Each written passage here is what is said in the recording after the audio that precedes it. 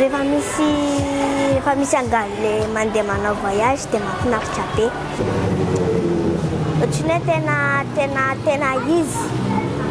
Le sokatra anaty ranomasina reny ilala ny anarany, dia le eto ambonin'ny tany reny ilanto ny anarany. Fahazahoana ny sokatra fa reny angena matsika fony fa izy naditraditra kely fotsiny. Teo amin'ilay sokatra tamin'ny lalany nalatsaka tany anaty rano dia ilantony nijanona tao anaty ala dia fara lasa vadin'ny mpanjaka.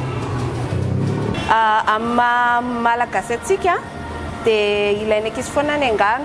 Marina fa hoe misy ny boky be da be amin'izao ny ankizy koa miezaka amin'ny teny frantsay ilaina koa nefa izay fa ilaintsika amin'ny malagasy atsika ny angano satria mbola be dia be ny hafatra entin'ny angano indrindra ho an'ny ray aman-dreny izao ho an'ny fitaizana ny ankizy. Izao fotoana izao ilay izy efa sarotra be satria ny ray aman-dreny sasany angamba aloha izao mety manana eritreritra hoe efa tsy ilaina intsony ny angano amin'ny teny malagasy efa saika mividy boky amin'ny teny vahiny daholo ny ray aman-dreny. Misy sarangan'olona mbola mandalana malagasy ary misy ihany koa ireo tsy nandala teo aloha fa miezaka mamoa mankafy ny atao hoe angano.